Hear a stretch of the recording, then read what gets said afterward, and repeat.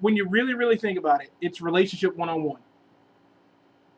You should have common ground with a person. That's just the bottom line about it.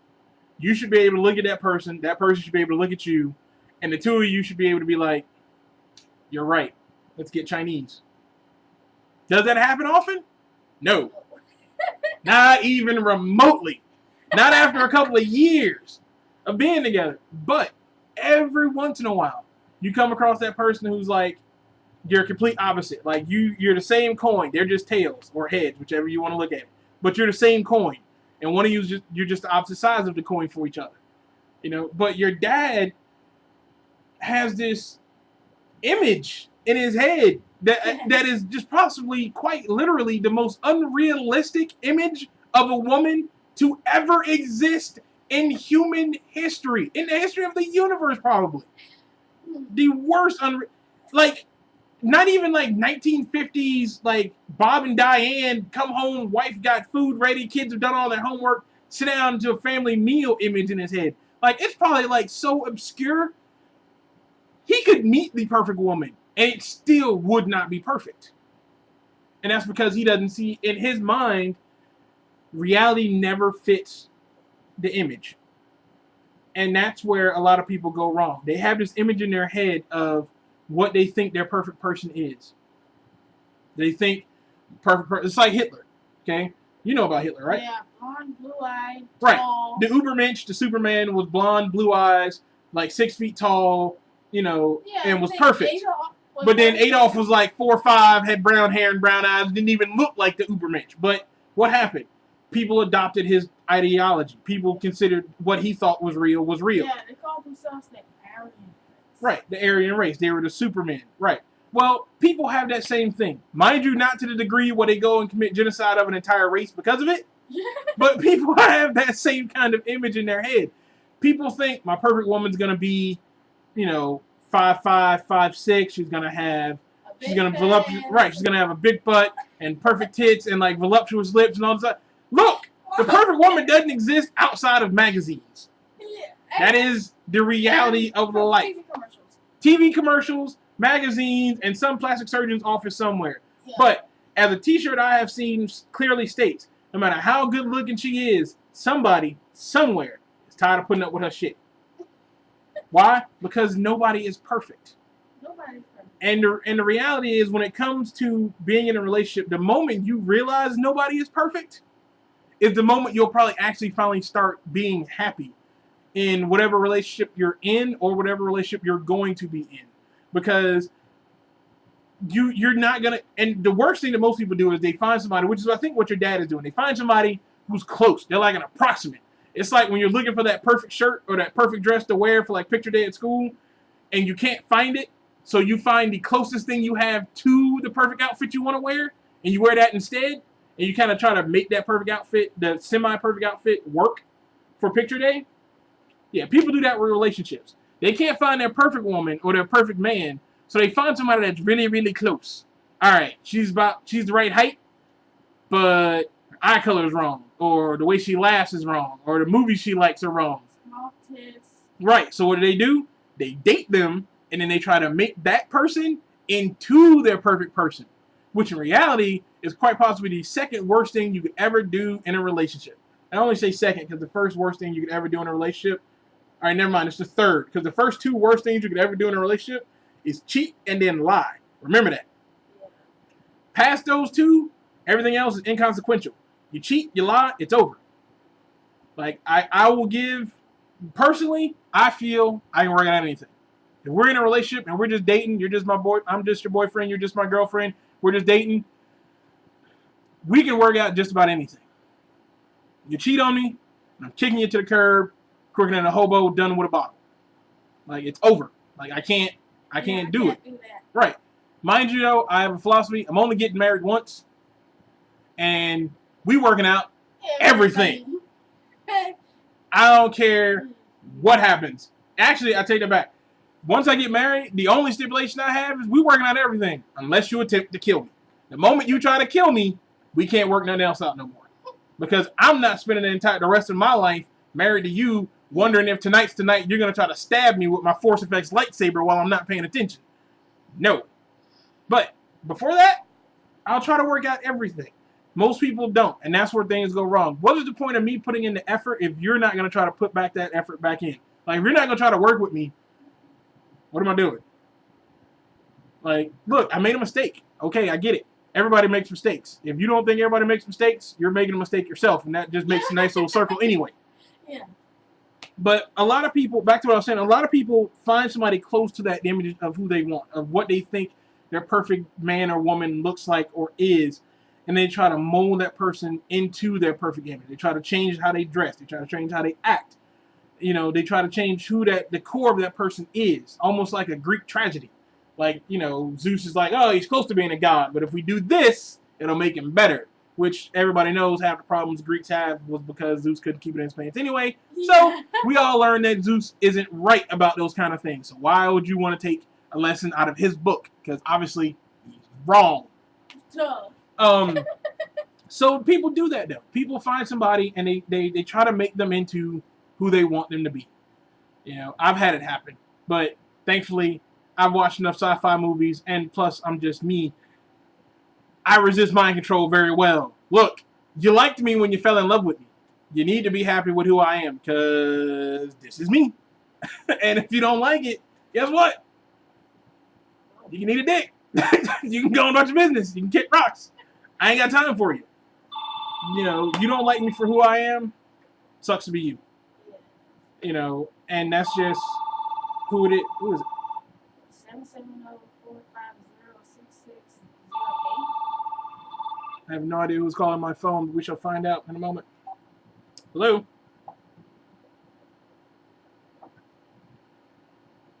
She's not in right now. I'm going to take a message. Yeah, you do that. I'll just edit that whole section out when I put it into the movie maker. But you take a person and you try to make them who you want them to be.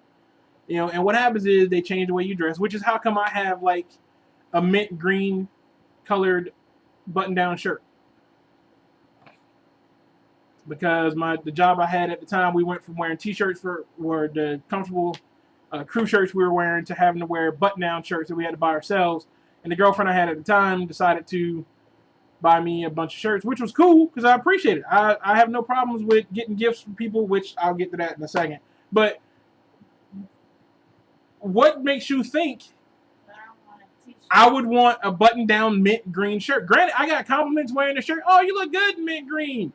It's mint green, though. Like, I've never worn mint green in my life. I've never worn any shade of green lighter than probably emerald. Like, Or that. right, or this, or like forest or something like that. But, like, mint green is like a really, really light green. Yeah. And so it's one of those things where it's like, look, I'm not metrosexual. I'm not trying to fit in with the rest of the world where it's like, hey, I'm hip. You know, I'm a guy who's I'm comfortable with my sexuality. I feel no need to wear a pink shirt to prove it, though. Yeah. Like, that's just not. All that is just a flag to try to prove to everybody that you're comfortable with your sexuality, which is actually just means you're not actually as comfortable as you want people to think about you are with your sexuality. That's a whole nother situation. But it was an attempt to model me into who she thought I should be, how I should dress, and how I should act, and stuff like that.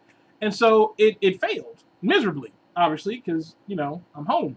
And it went totally downhill. It's happened before. I started working 2 jobs, started trying to save up money to try to actually like get my life together and everything. Relationship fell apart. Once the relationship fell apart, I quit worrying about saving money and getting a house and all kinds of other stuff and started spending the money I had on me. Same girl who just left me started hanging out with me again. For like 6 months, all we did was kick it. And I'm like, you just dumped me because I was trying to get my life together. Oh, you stopped being the guy I fell in love with. Really? Because I was trying to get us a life? Is that how it... So, sometimes it's sometimes it's confusing. Well, all the time it's confusing. Let me just go ahead and clear that up. It's always going to be confusing. Relationships are always going to be confusing. Until, like, you die. Because then you don't have to worry about whether or not they make any sense anymore. Then it's just like, hey, God, can I get the playbook? I'm dead. Let me see this man behind the curtain kind of situation. So they're always going to be confusing, and it's all a matter of playing it by ear. Depending on who you're dating, depending on who you're with, determines on whether or not it actually will work out, whether or not they're actually going to work with you, all of that. It's all just kind of confusing. But I have found as long as you have ground rules, screw whatever theirs are. You'll find out whatever their ground rules are. Never, ever, ever worry about the other person's ground rules while you're trying to figure out what you will or won't deal with in a relationship. Because their ground rules, all BS. Their ground rules might be they don't like you watching TV between 6 and 7. You can choke a fat one. Their ground rules might be they don't want you to listen to music, this type of music. Sucks to be you because I'm going to listen to it. Because the reality of life is, as humans, the more you tell us we can't do something, the more we actually want to do it. That's just grounded. It's like genetic. It's always been like that. Yeah. You know, our instincts tell us that we shouldn't have attempted to try to kill a woolly mammoth. They went extinct. Why? Because our instincts told us we shouldn't have tried to kill one. But yet we still do it. Instinct tell us we shouldn't get in cages and go swimming with sharks. Yet white people still do it all the time. Right. And what does this tell us? It tells us that no matter how much we learn, no matter what we do, the more you tell us that we shouldn't do something, the more we're gonna want to do it. Exactly. Yeah, Which is like why teaching us about sex and telling us we shouldn't do it before marriage. Yet, a lot of people still do it. But you have to realize we live in a society that will chastise teen pregnancy, you know, but then at the same time they advertise teen pregnancy. Yeah. So we hate you because you're a teenager who got pregnant and ruined your future, Yep, but yet MTV will put you on TV for it. Yeah. So it's kind of like a catch-22. Society and life in itself has become kind of a catch-22. You're damned if you do, and you're damned if you don't. You know, if you don't fit in, people are gonna make fun of you, and if you do fit in, people are still gonna make fun of you. Yeah. And 9 out of 10 times, it's the people you're fitting in with that's gonna make fun of you. Yeah. At least if you don't fit in, the people that are making fun of you don't matter. Yeah. You know, and so you back to ground rules, like I was saying, you have your own ground rules. In relationships, I've now developed my own ground rules. I know what I will put up with and what I won't put up with. Look, you liked me when we started talking. You liked me enough to start dating me. Live with me. I am who I am. I like what I like. Yes, I am open-minded enough to become adapted to liking new stuff, but none of that new stuff is going to replace any of the old stuff that I like. So don't think because you take me to go watch, you know, people doing all kinds of acrobatic feats, 90 feet in the air on silk, I don't find that interesting. I will never in my life find that interesting. Unless they're doing it above my head, like Cirque du Soleil or something like that. Like, unless I'm in like seats that recline and I'm staring up, wondering when one of them is going to possibly fall on me, then that becomes interesting. But if I'm sitting in the audience watching them just twirl around, it's not interesting to me. It's not fun. Nothing about me says I would find that interesting. But I would be willing to give it a try. I have given it a try. It's not even a matter of being willing. I have given it a try. That's how I know it's not interesting to me.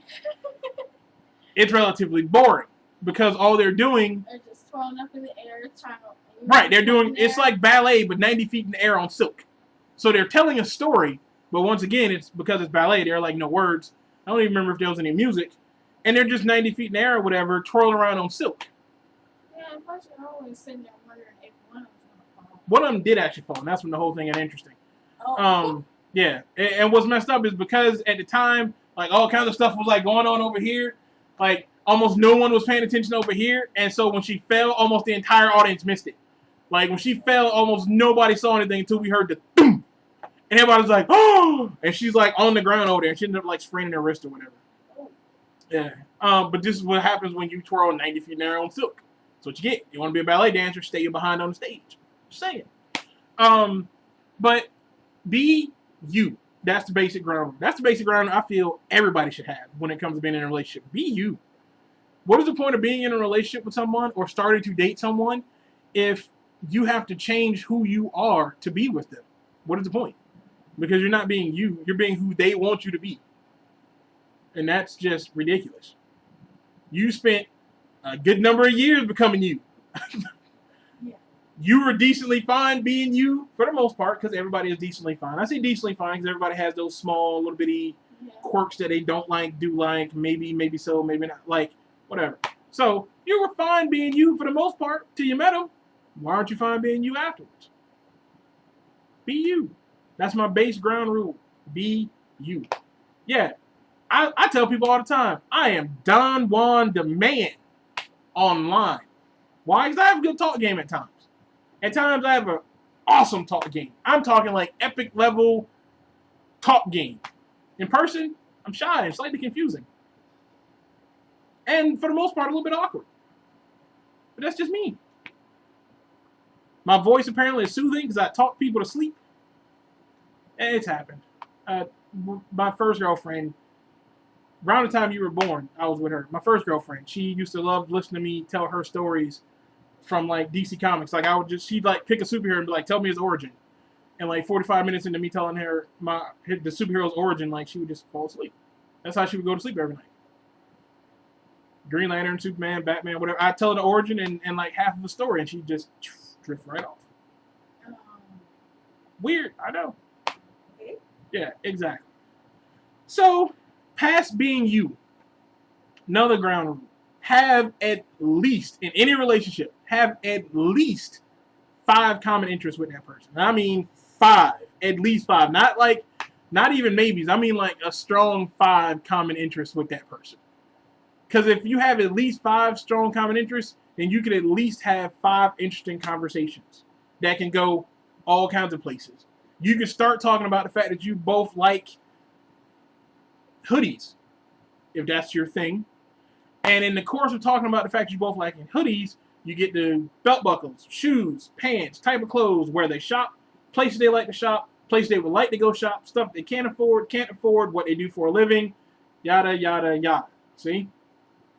It's like a 6 degrees of separation thing. We started with hoodies, and now the conversation is talking about whether or not I should get new rims on my hoopty. Mind you, might not be a 6 degrees thing with a hoopty, depending on whether or not you're dating a hood rat, but it potentially could be a 6 degrees thing, depending on who you're dating. But have at least 5 common interests. You gotta have at least 5 common interests. Because if you don't, God almighty, you're never gonna have anything to talk about. You're gonna just be sitting around and be like, so, what'd you do today?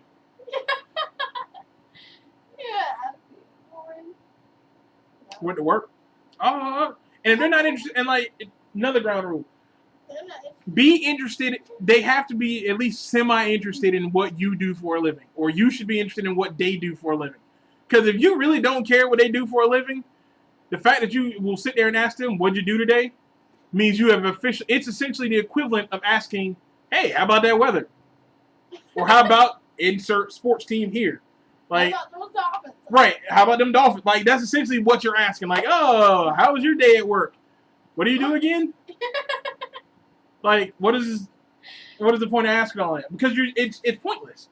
You're asking them a question that you really have absolutely no desire to get an answer for. Yeah. You're just filling space. Okay? Another ground rule. If at any point in time there is at least 30 minutes of uncomfortable silence, call it quits. Like, if on the first date you're sitting there, like, I won't say first date, because first date you're still filling each other out, you're trying to get to know each other, and first dates can be all kinds of awkward. Trust me.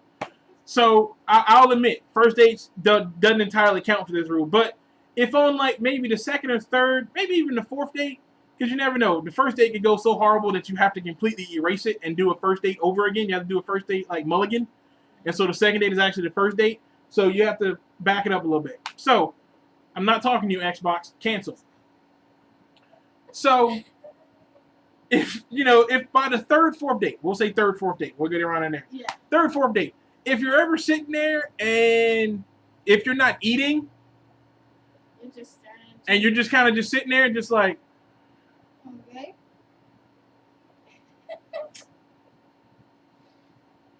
Yeah, just. how about them Dolphins? That should probably let you know there's not going to be a 5th date. Because uncomfortable silence essentially means what it sounds like. The silence means that y'all have nothing to talk about. And the fact that you're uncomfortable around this person is even worse. Because this is a person you potentially wanted to date or have some form of future with, whether that is a couple hours or 6 months to the rest of your life, that you now feel uncomfortable around. Like, you don't feel like there's anything to talk about with them. Like, you're just kind of like, right. So we're here. Yeah. So that happened. And Yeah, I'm Yeah. gonna use the bathroom for a second. right, and that's when usually people like sneak out the window and you never see them again.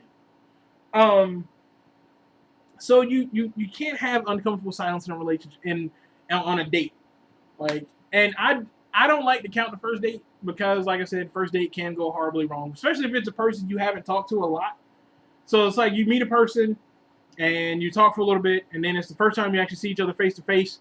And essentially, what is happening is, how can I equate this so you'll understand it? All right, at 15, I'm trying to figure out the best way to equate this so you can understand it. All right, so you know how when you go on the subway, Yeah. and you're trying to figure out what you want on your sandwich, and after you get what you want on your sandwich, and you get home with it, you look at your sandwich, Yeah. and you think about what you thought it would look like versus what it actually looks like. Yeah. Same thing. Oh. On a first date, that's essentially what's happening. Even if you've seen a picture of a person, there's a huge difference between two-dimensional picture, And three-dimensional person. Huge difference. And sometimes, depending on how old the picture is, when I say huge difference, I literally mean huge difference. So, picture could be from like 2012 when they took some skiing trip. You meet in person in 2013, and they're like missing an arm. And so for some reason, during the course of conversations you've had with them, the fact that they're missing an arm never came up. Which leads you to like all kinds of questions about why wouldn't you tell someone you're missing an arm? But that's just, we'll let that go for right now. But that's what a first date essentially is. You're basically thinking, this is what I thought my sandwich would look like, and this is what my sandwich actually looks like. How well do the two compare to each other? Like, sometimes, oh, that's perfect. Because, like I believe, making a sandwich is an art form. Anybody can make a sandwich, just like anybody can be a dad. It takes a real professional to make an awesome sandwich. So sometimes you got your in your head, you're like, oh man, sandwich looks so great in my head. And then in person, you're like, man, that sandwich looks so much better than I thought it would look. I had that happen last year at DragonCon. So, and then there are times when you have that image in your head and you're like, man, this sandwich is going to be epic. And then you eat it and you see it and you're like, man, this sandwich sucks balls. Like the bread is too soggy. There's too much mayonnaise. The lettuce is falling out the side. None of the meat's like right. So you have all kinds of problems with your sandwich. So it's kind of like McDonald's snack wraps. Yeah, it's kind of like McDonald's snack wraps. Like, oh man, it looks awesome in the commercial. Yeah. And you get it and like your Big Mac's like this way. Like all kinds of problems. And so that's kind of what happens. That's what first dates are kind of like. On a first date, you're basically sizing each other up. Not necessarily for a fight, but you're sizing each other up. You're getting, like, they say women can figure out within, like, the first 30 seconds to, like, 3 minutes or whatever it is, whether or not they want to kiss a guy, have a second date, or even have sex with him. Which is a lot of pressure. Like, from a guy's standpoint, 3 minutes is an eternity. when you're trying to make that kind of impression about a situation. Like, you could have talked her up like there is no tomorrow. Made her want you like like Romeo and Juliet. But them 3 minutes? Longest 3 minutes of a guy's life. Because in those 3 minutes, all kinds of stuff is decided that you have absolutely no control over anymore. Up until the point where you actually meet the girl for the first time, you're in control of all of that. What your hair looks like, what you smell like, clothes you wear, how you get there, whether you bought flowers, where you're meeting it. All of that's within your control. The minute she lays eyes on you, though, call it quits. You are no longer in control. And that's where most guys go wrong. They always feel like they're always in control of a situation. And you're not. That is just reality. From the moment a woman meets a guy that she is interested in, he has lost control of the entire situation. Until things fall apart. That's when he gets control again. Once it all goes straight to crap, oh, you can control it all you want then, because then you're just basically doing spin control, like PR. You're like a president getting caught smoking a joint. You're just trying to make the American public approve of what you did. It's too late to try to fix it, because you've already done it. So all you can do now is just try to make it look better. You're just trying to shine the turd. You can't really stop anybody from seeing it. But in reality, a shiny turd is still what? A turd. So, and you gotta have those common grounds. You gotta have those interests. You gotta have those base rules about yourself. You gotta be able to look at yourself and go, this is what I like. This is what I don't like. This is what I will put up with. This is what I won't put up with. And if they don't like this, they can kick rocks. You have to have. Everybody has that one definer. Most people have that one definer. For most people with kids, the one definer is if my kids don't like them or if they don't like my kids, it's never gonna work. For most people, that's what that definer is. I know tons of people with kids that's that line in the sand. Because if my kids don't like you, there's no point in you being around. You know, because granted, at some point in time, kids, depending on the age of the kid, they can eventually grow to like a person. But depending on the age of the kid, if they don't like you, they're probably not gonna like you. That's just life. Like, right, like your dad and Mr. Megan. You don't like that brother. No. You don't like that heifer. And that's just reality. I've known her for 16 years. I'm 33. So essentially, I've known her for like half my life. I ain't never liked that heifer. Ever. But therein lies a slight difference. Your dad is my brother. I ain't gotta like him. And you know that's my philosophy about that kind of thing. I ain't gotta like you. I ain't dating you. I don't come home to you at night. I don't ever see you ever unless he brings you around. So it is completely inconsequential whether I will ever like you. Will my brother's life be any better if me and you get along? Maybe, depending on which brother it is, depending on how close me and that brother are. Yes, your life, my brother's life will be immensely better if me and you get along. Or at least fake that we get along. Because if I don't like you, I probably just never gonna like it. Unless you do something like amazingly, awesomely cool balls that makes me be like, oh man, I can't believe she did that. You need to marry her because she's like really, really cool. That hasn't happened that often. I'm just not even gonna lie. You know that. That is not happening that often. I'm not gonna lie. I love my brothers to death, but we'll leave it at that. I'm not going. Anyway. Right. We're gonna shut that door and not go down that hallway because eventually this video will be on my YouTube channel, which means everybody will eventually see it. So no, we're not gonna go down that road. Yes, I posted my first relationship video on there. It was only like 15 minutes long because it was just me and I was talking to Sheeta on my headset. So it wasn't entirely as great. I just gave really good, like relationship advice. This works a little bit better because I can actually talk to somebody and you give feedback and it works. Which is why we're almost up to like 30 minutes on this video. Oh. Right. Never knew that. Right. But I'll edit it and add like some music to it or whatever. Make it a little bit more fun, I guess, because my movie maker. It'll give me something to do today while I'm watching True Blood. It'll give me a project to work on. Yes, I watched True Blood. Which brings me to another situation in a relationship. Like how that, 6 degrees. You see where we started one way, and we ended up here, and now we're back. You see the circle? Yeah. There we go. That's what you got to have when it comes to a decent relationship. You got to be able to bounce stuff and talk to a person and be like, yada, yada, yada, yada, yada. I like eating ramen noodles. I like hot dogs. I like ketchup-flavored potato chips. Hey, speaking of ketchup, you watch True Blood? And then you get back to, that kind of, that's what you want to look for. That's at least me. I like that kind of random, off-the-wall, like, relationship situations. I like being able to talk to my girlfriend and being like, I really don't feel like folding the laundry. And she's like, neither do I. And then 45 minutes later, we're both folding laundry while we're talking about something completely different. Because in the course of the conversation, we've agreed to like fold the laundry together, even though neither one of us realized it. It's like we've made like a silent pact to fold together. Which happens, but not too often. Most often than not, what happens is your girlfriend will tell you, I'll start the laundry because it's your day off and you're tired. And then she'll put one load of laundry into the washing machine and then tell you she's taking a nap. And then you end up spending the next 7 hours doing all the laundry. Yeah. I've not had the greatest relationships in the world. But I'm still optimistic because bad relationships don't always mean you're going to end up alone, at like... You're like, forever alone, I'm so alone. Like, exactly. Even though I laugh and I joke about it, I firmly believe I will not end up alone because there's somebody for everybody. Yeah. Honey Boo Boo's mom is living proof. Yeah. Honey Boo Boo's mom is living proof that there is somebody for everyone. If you've ever taken MARTA and seen a couple on the bus or on the train that you've looked at and just went, right. There's somebody for everybody. Maury Povich, Jerry Springer, any talk show whatsoever. Steve Wilkos, who was Jerry Springer's head security guard. Yeah, he was Steve. They are living proof that there's somebody for everybody.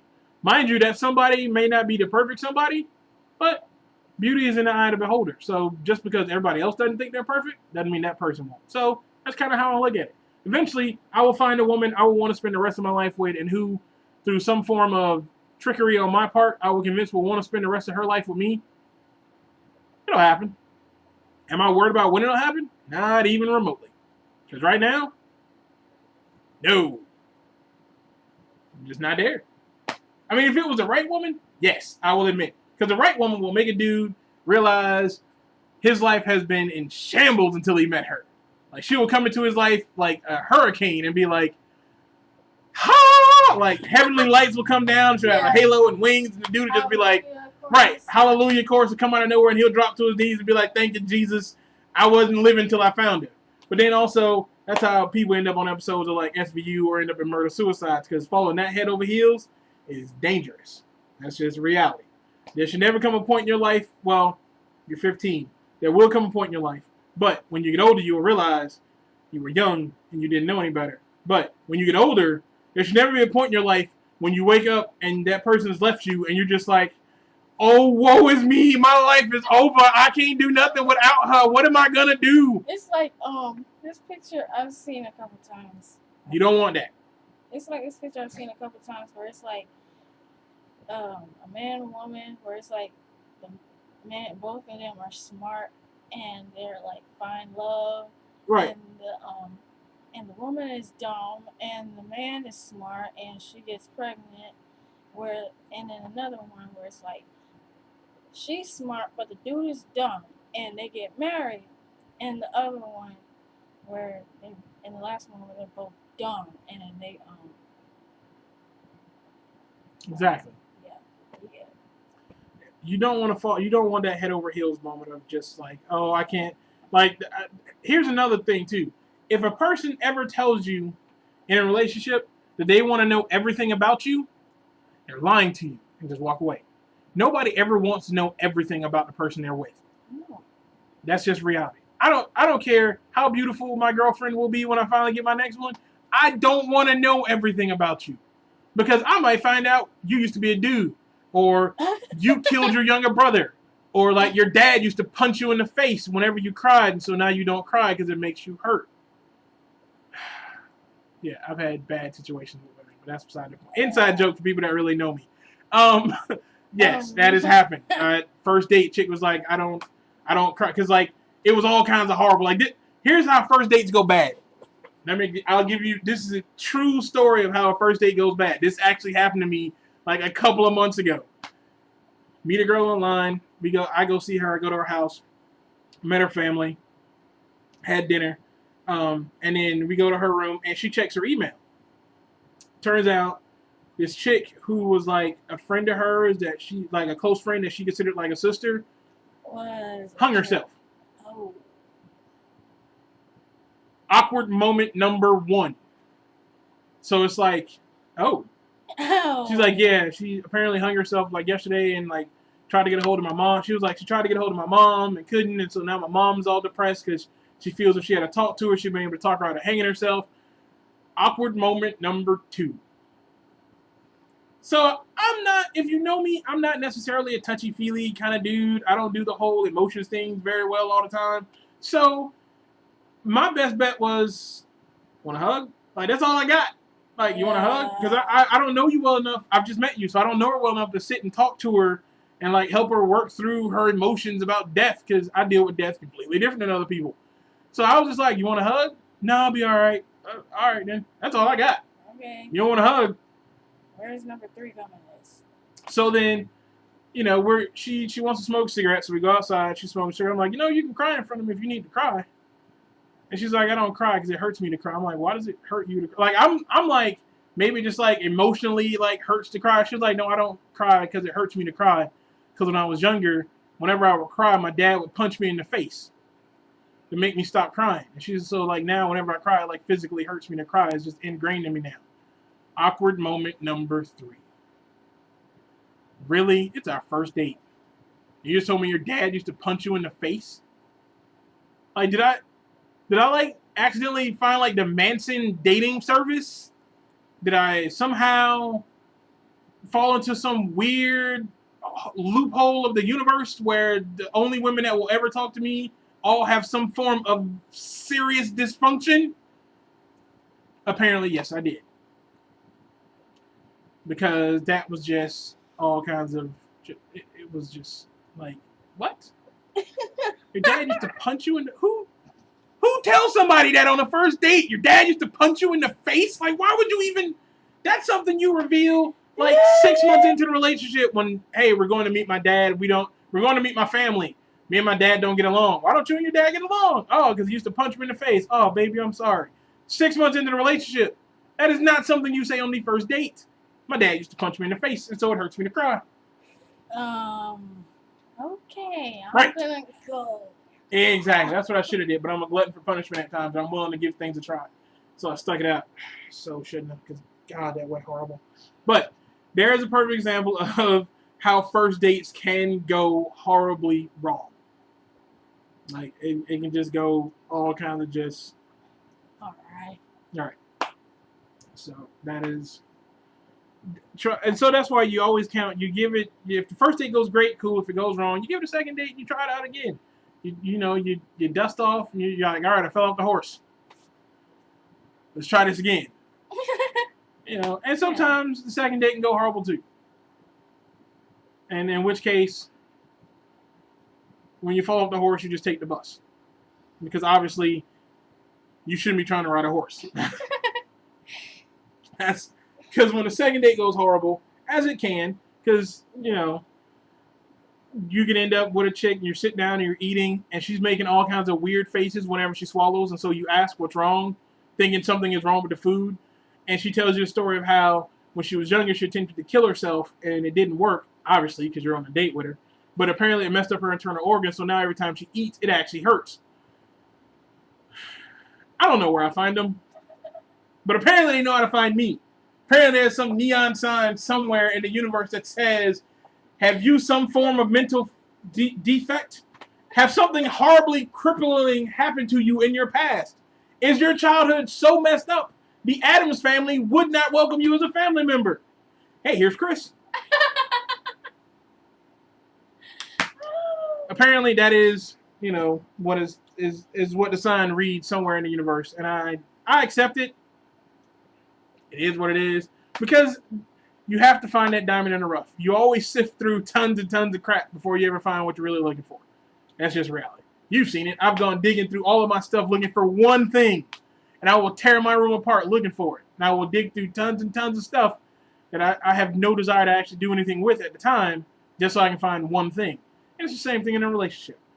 You're always looking for that diamond in the rough. You're gonna dig through tons of crap. You're gonna dig through tons of guys you never want to talk to again at some point in time. When you finally start dating and actually start dating guys, I'm going to tell you right now, you're going to date a bunch of jackasses. I wish and I hope that you won't, but reality and the odds say at some point you will.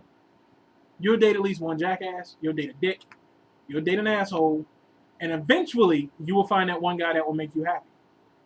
During the course of this, as your uncle, I will always be there for you, and I will tell you, and I will agree with you. Yeah, dude's a dick. And you know I will. I'll tell you in front of him. Because I don't care. Like, dude, you're dating my niece. I ain't gotta like you. As long as she likes you, that's all that matters. And as long as he understands that, you and him might actually get along. As long as he's not that big of a dick. Or as long as he makes you happy. Whichever, happens to balance out the scales in that whole situation. But eventually, you will find somebody that makes you happy.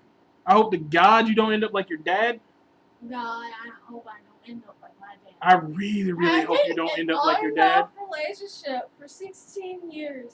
I will do my best to keep you from ever being in an on and off relationship for 16 years, because that is just ridiculous. Horrible. And they ain't married yet. And not married. Well, he ain't gonna never marry her. We've already covered that. And then, here's another thing. It's a rule that your dad don't understand, but it's almost like an unwritten rule in a relationship, really. The moment you have to take a restraining order out on the person you are dating, is a moment you walk away. Yeah. It is the moment the relationship is over. It is a sign that the two of you need to just leave each other alone. Because if you don't, eventually you'll end up in a murder-suicide. And be like an episode of Cold Case or The First 48. Yeah. Or be like OJ and in an SUV running down the highway trying to outrun the cops because you killed your girlfriend. Drive-by shooting. Or drive-by. Right. There are tons of situations where this will end badly, all because you took a restraining order out, but then you went back to him. No. That's just reality. That's just life. And that's just relationships. They're complicated, they're difficult, they're frustrating, but the payoff is so worth it. If you find the actual relationship that you find yourself happy with and the person that you're happy with, relationship's the best thing in the world you could do next to having a kid, from what I hear. Because apparently, having a kid actually like completes your life according to people that have kids. I don't know. Ain't got none. I have you.